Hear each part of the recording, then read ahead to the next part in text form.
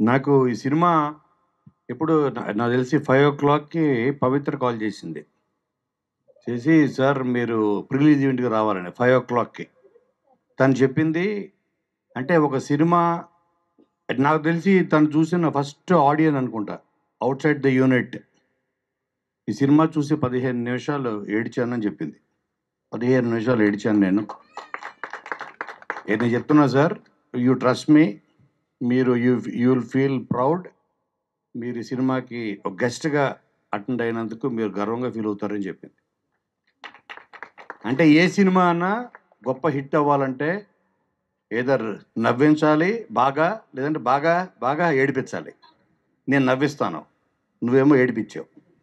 కానీ రెండిటి వల్ల కూడా హిట్ అవుతుంది. అని నాకు ప్రతి విజువల్‌లో సినిమా అంటే ఒక ఆర్ట్, కళ. ఆర్ట్‌ని ఆడియన్స్ దాన్ని ఓన్ చేసుకోవాలంటే దాంట్లో ఒక హార్ట్ ఉండాలి. ఆ హార్ట్ కనపడుతుంది ప్రతి విజువల్‌లో.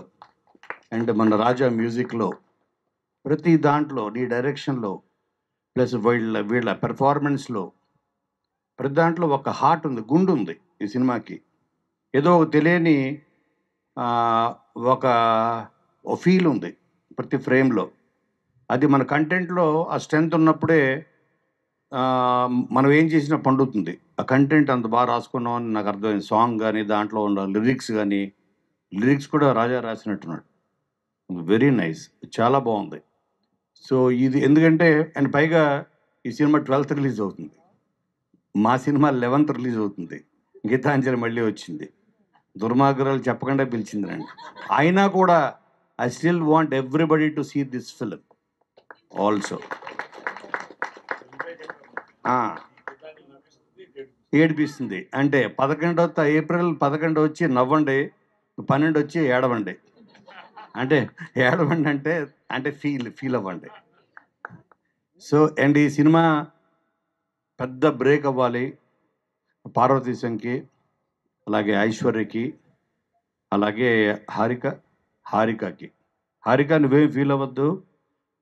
ఎందుకంటే మనం చేసేదేంటి సినిమాలు డబ్బుల కోసం చేయం.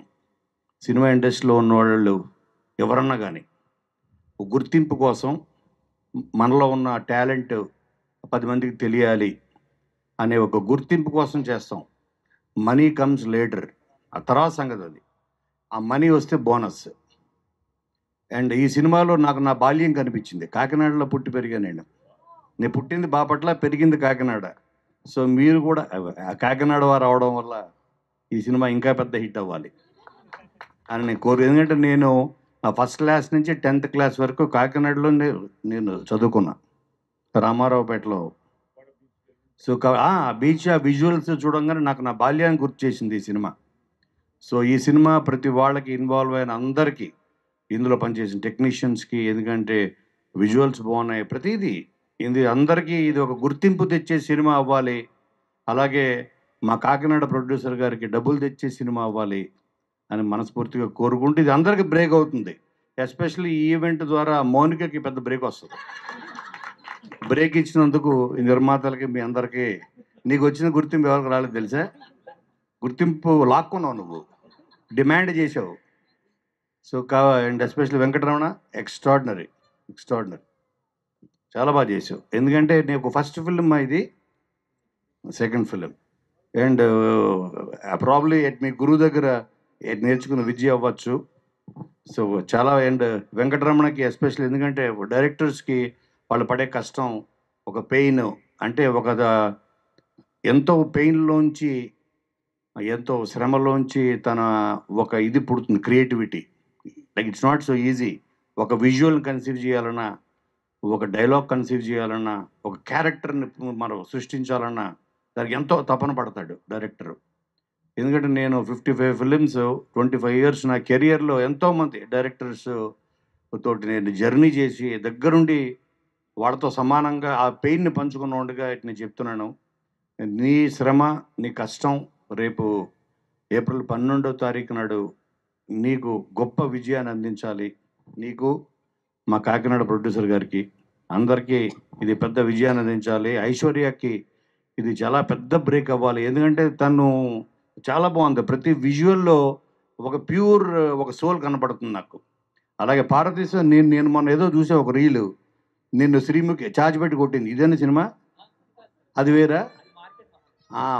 నువ్వేంటి రవితేజ తయారయ్యావు, అన్ని సినిమాలు బ్యాక్ టు బ్యాక్ వీక్ ఒకటి చేస్తున్నావా? So my best wishes to the whole team and actors అందరికీ. మీరు తప్పకుండా ఏప్రిల్ 12 నాడు వెళ్ళి మెర్సీ కిల్లింగ్ తప్పకుండా చూడండి.